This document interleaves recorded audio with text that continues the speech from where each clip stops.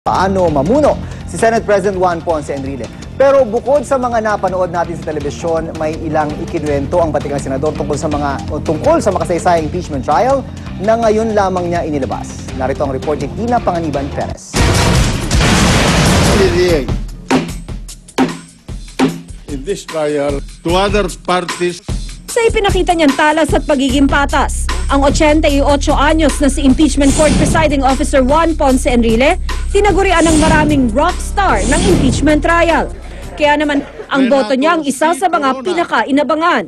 Guilty! Pero kwento niya ngayon, hanggang sa mga huling araw ng paglilitis ay wala pa raw siyang desisyon kung guilty ba o hindi si Corona. Gusto raw kasi niyang makita muna ang lahat ng ebidensya. Gayunman, noong Marso pa raw siya may fearless forecast sa magiging resulta ng botohan. Sa ipinakita niya sa aking listahan na ginawa niya noon, 10 senador ang nakinita na niyang bobotong guilty.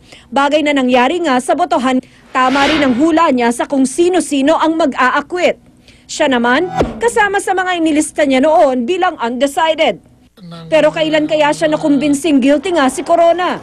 When the defense presented the sheriff who made the sale on auction of the 90%, more than 90% control of the Basa Guidote Corporation, and then when the ombudsman was presented. May komento rin siya sa desisyon ng depensang ipatawag bilang witness si Ombudsman Conchita Carpio Morales nang tanungin siya tungkol dito sa programang News to Go sa GMA News TV. You think that was a blunder? Well, to me, not a blunder. I would not go that far, but I would say that that was an unnecessary burden that they created to themselves.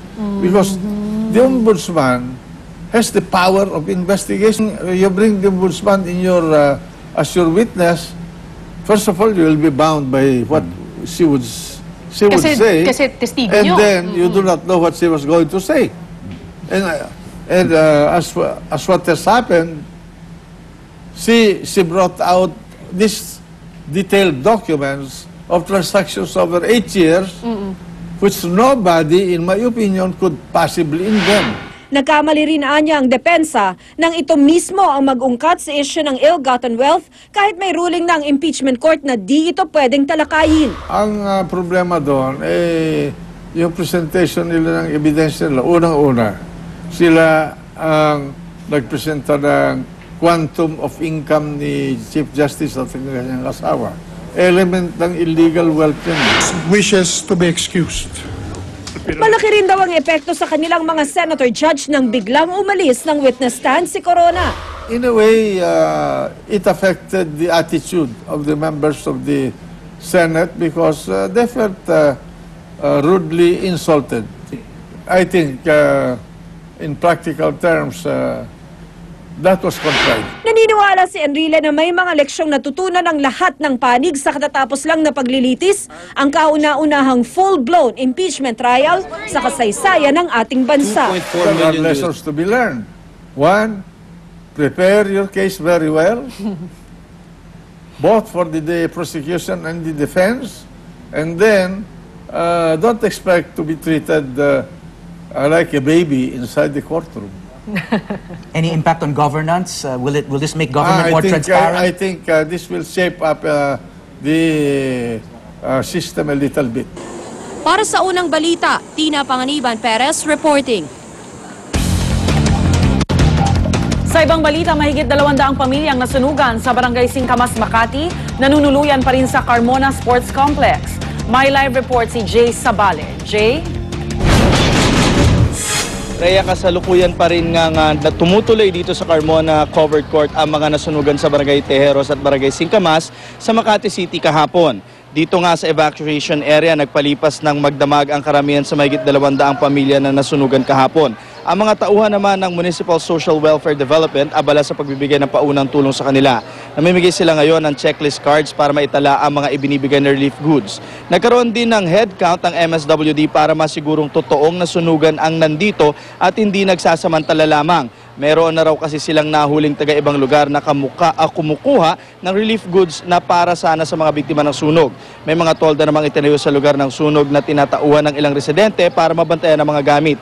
Sa mga namatay naman sa sunog, 3 rito ay kinremate na. Ang isa naman ay buburol muna. Ayon sa MSWD, magbibigay sila ng burial assistance. Nilinaw naman ng mga residente na hindi sila mga informal settlers. Ilang beses na rin daw muntik-muntika masunugan ng mga taga rito dati, ngunit ngayon lang daw natuloy ang malakihang sunog.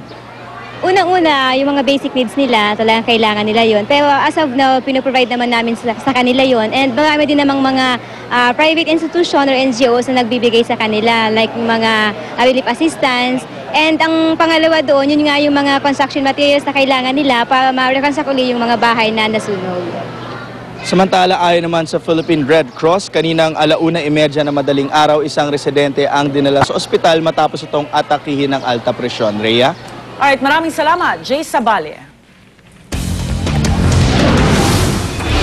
Pagbangga ng jeep sa kotse sa Shaw Boulevard, huli sa CCTV.